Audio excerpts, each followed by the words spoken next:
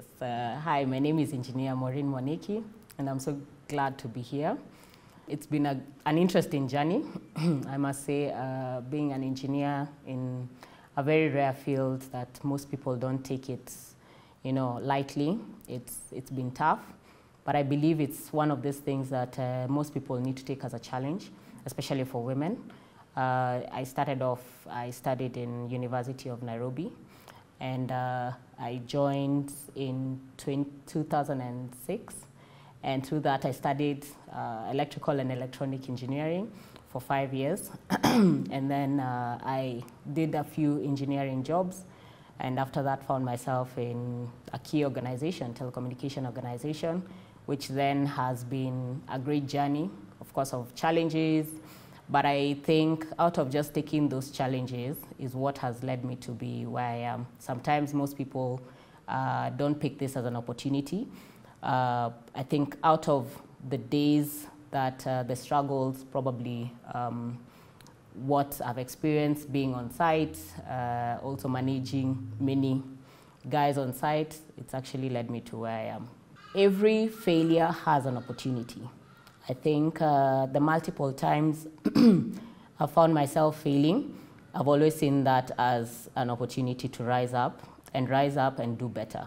I think that has been one of the key mantras, and just having, having that faith that everything will definitely work out, Just probably the reason why you failed, probably just didn't do it well. And this time round, you just need to do it slightly different, maybe better, and also learning from your mentors. It's important to know that sometimes people who've gone ahead of you can also be, you might learn one or two things from them, and you might end up, doing some things. But I always believe you also have, just the same way they had their own way of working out, also others can see you having a unique way in bringing your style. My favorite is getting lost in, as I was looking for a remote site in Masai Mara, just seeing animals, getting dark in a park, but just to make sure that the community can, have a chance to embrace technology. I think out of that, the fact that I got lost in that, but had an opportunity to make some other people's lives better, was one of the greatest things for me. And I think I love telling that story because I always feel that that was one of the quote-unquote failures which turned out to be a chance to make things better. I felt like I fell in love with it on the way. I think because, when you're young, you experience different things, maybe say like, boy stuff like playing soccer and, while I was in primary. But by the time I got to high school, just applying physics, mathematics, those were like one of my key favorites, and I think that's how slowly I found myself moving towards the technology side, especially now after that when finding yourself doing engineering. That's one of the things that slowly I started realizing, this is actually something fun, it's not more of a subject that you're doing, but it's something that you enjoy doing, exploring, understanding what makes this, some of this, why does something have this, why do you have reaction, action, and such stuff. I feel like the male-dominated name is slowly now changing. I think now people are embracing it. Probably the time that I was there for quite some time, we really had a lot of male people in that space. And out of that, it's just making sure that people understand and they can see that you know your stuff. The thing that made me stand out is that I could explain myself in a meeting or on the table when we're having like a tech discussion. And I think those are some of the things that people look at. You can give some input based on some solutions that people are looking for. You can give unique solutions based on what you've read. So it stops being that you're in that space because it's male dominated. It comes now, what are you bringing to the table that can be able to bring an opportunity or a solution to something that we are trying to solve? Because at the end of the day, what is the goal that you're trying to achieve? the goal won't pick whether you're a male or a female. The goal is a goal. So that, I think, is one of the things that I feel helped me to stand out. I think for me, it's just being yourself. You know, problem is that we try as much as, just generally as humans, you want to try and fit in so that you can move with the crowd. I think for me is make your unique space to be, let the crowd follow you. Yeah, let it not be the other way around. Let the crowd not move. Let the crowd move because of you and not the other way around. Huh? And I think through that you make your own unique space, or you make your own unique following. And for me, I think that is what has happened. You might find, for me, the things that, you know, the peer pressure, the hanging out, the what is, for me, it's not an in thing for me. But you find that what I think can bring an impact is, for me, that is a following I want to have.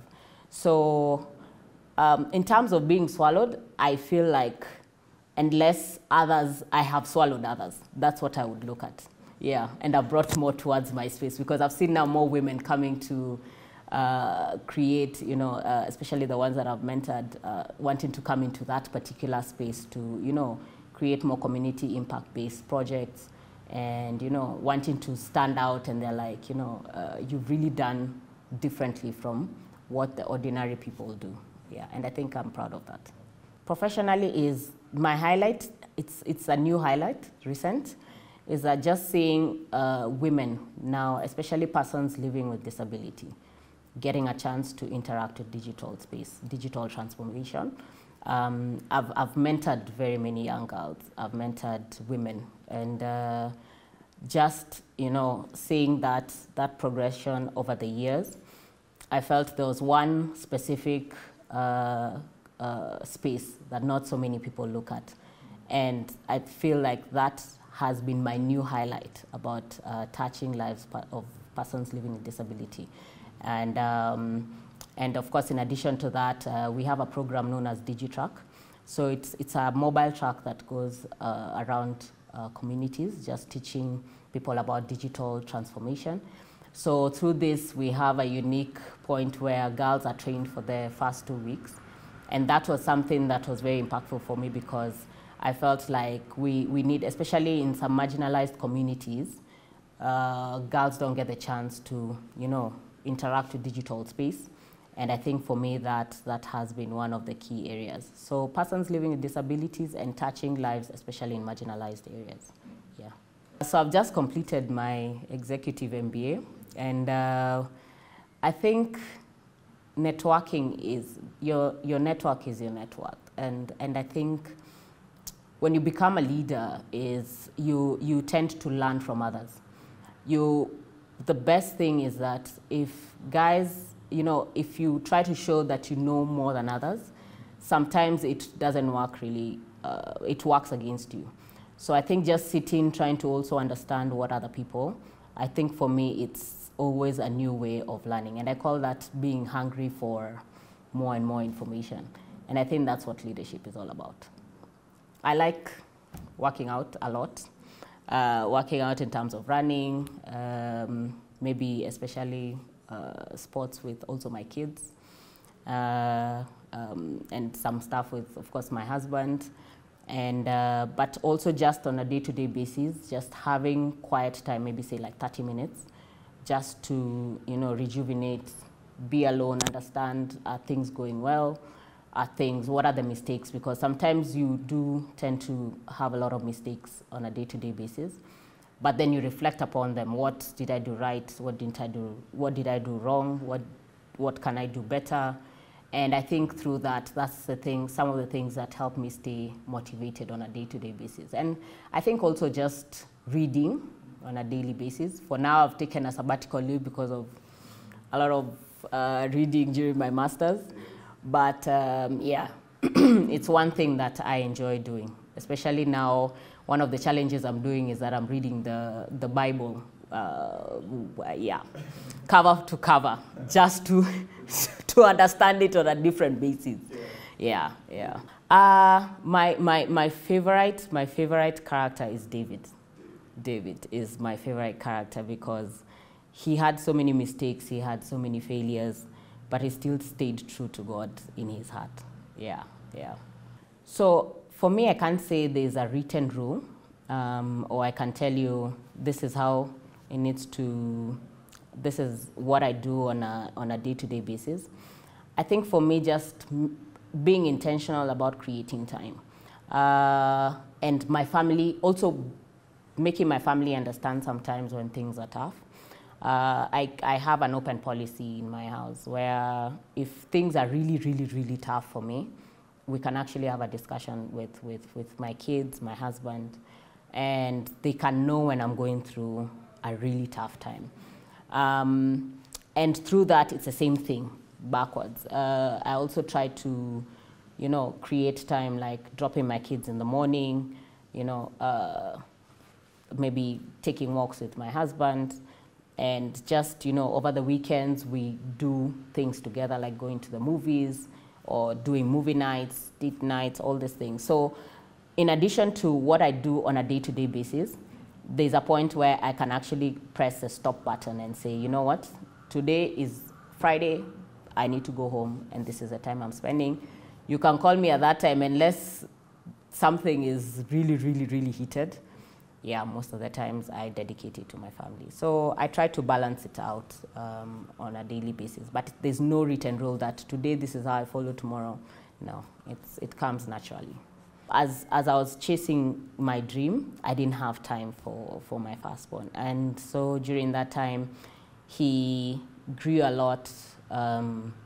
My family raised him most of the times because most of the times I was traveling. So I think now is when we're really trying to bond one-on-one. We've become pretty close, so I assume. But I think I try to now create that. And I always say that you have to find that balance so that you don't lose out on the key points of just seeing your children grow or your family growing just as you chase your ambition. So the sacrifices sometimes you make, but you also have to find that balance around that. Yeah, yeah. How is the relationship now? Oh, it's awesome. It's awesome. I think we even have our moments. He even decides the outfits I wear. Yeah, so we are now at that point. Yeah. I've at least done damage control. Yeah. Well, I didn't expect to be on this journey, for sure. I think my 9-year-old self would not have seen myself in this space. But yeah, I think I've really grown over the years, and I think through that, well, I think it's also exposure, and I think that's why I try to get more involved, especially with young girls, so that, you know, because when you're young, you make very many mistakes, very many mistakes, and I think the mistakes I made when I was young, in all honesty, even my parents would not have seen me here. And I keep telling them that it's fine to do that, but don't stay in that space of the mistakes. Get out of that and pick that as a lesson. So yeah, I think I'm doing well. Patience pays.